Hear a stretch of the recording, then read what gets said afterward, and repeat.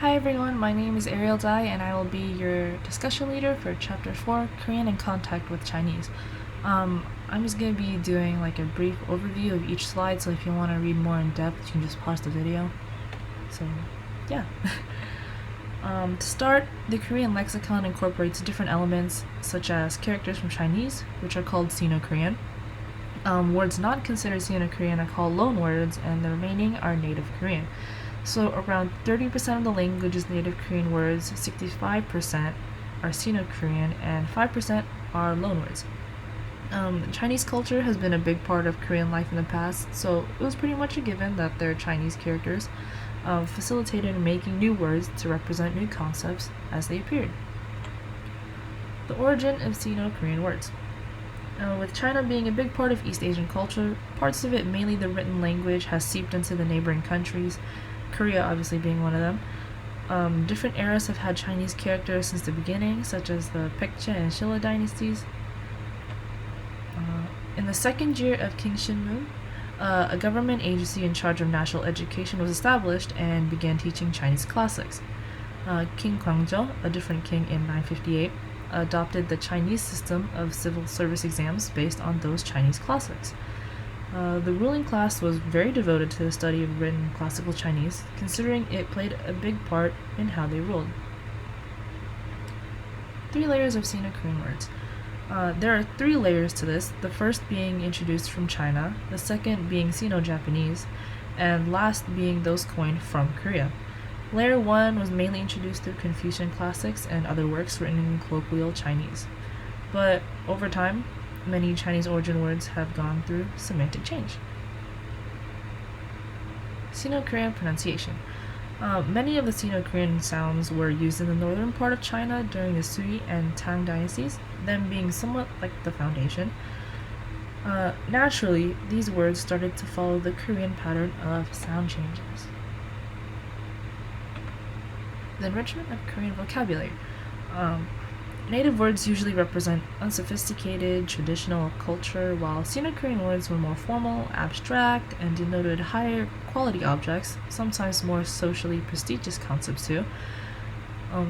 Loanwords, on the other hand, were more associated with modern concepts, and native words generally belong to colloquial speech.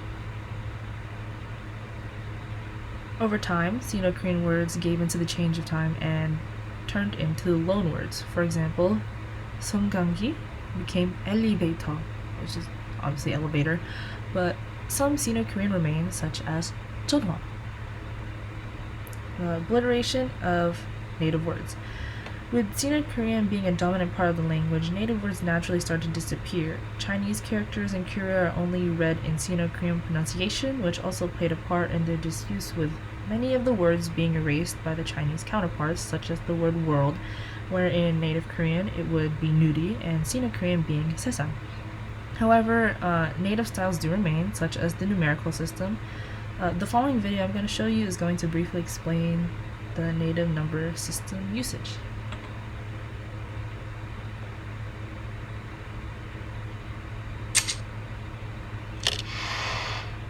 Hi everybody, Jay here. Welcome to Ask a Teacher, where I'll answer some of your most common Korean questions. The question for this lesson is, what are the differences between the number systems in Korean? There are 2 number systems in Korean. One is called the native Korean number system, and the other is called the Sino-Korean number system. The native Korean number system is used for general counting, like when you're counting out loud up to 99. It's also used to count people, hours, things, ages, and more. Sino-Korean numbers are used for things like dates, money, minutes, addresses, phone numbers, and numbers above 99. Let's go through some examples so you can understand how to use native Korean numbers and Sino-Korean numbers correctly. Let's say you want to buy 2 apples. Since the number 2 is below 99, you use the native Korean number system. The word apple in Korean is 사과, so 2 apples would be 사과 2개. What if you need a lot more apples? How about 120 apples? Since 120 is above 99, you would change to the Sino-Korean number system. So 120 apples in Korean would be 사과 120개. Let's do an example with time. Let's say someone asks you the time and it's 2:35 in the afternoon. How would you answer? It's a little tricky. First, to read the hours, you'll be using the native Korean number and the counter for hours, which is 시. So 2 o'clock will be 2시, using the native Korean number for 2. However, to read the minutes, you'll need the Sino Korean number and the counter for minutes, 분. So 35 minutes will be 35분, using the Sino Korean number for 35. Then, put the word for afternoon at the beginning, which is 오후. Altogether, it'll be 오후 2시 35분입니다. It's 2:35 in the afternoon. There's no quick and easy way for remembering the rules for when to use which number system. However, there are some basic general guidelines. Learn those and you'll be good for many different situations in Korean. Remember, Okay. Structure of Sino-Korean words. Sino-Korean words are more analytic, therefore being more transparent than native words. Sino-Korean words are composed mainly of 2 or more roots, each being 1 syllable. Like, for example, 학교 meaning school or 선생 meaning teacher. The last root usually points out its semantic category, like how 학 indicates study or learning. For example, 생물 means living thing, so add 학 to it, it becomes biology, the study of living things. Root order in Sino-Korean compounds usually follow Chinese. Semantic classes. Sino-Korean words are often expressing objects, institutions, and concepts of modern civilization. There's a lot here, so I'll only mention a few, but some of them are the contemporary surnames like Kim, Park, Lee, Choi, as well as given names. It's often used to name places, except Seoul, because that is a native word. And Sino-Korean is used for formal purposes like names of companies, restaurants, stores, newspapers, academic terms, days of the weeks, festivals, and holidays, and other things like that. As stated in the previous video, Sino-Korean numbers are mainly used, besides a few exceptions like how native numbers are not available above 100.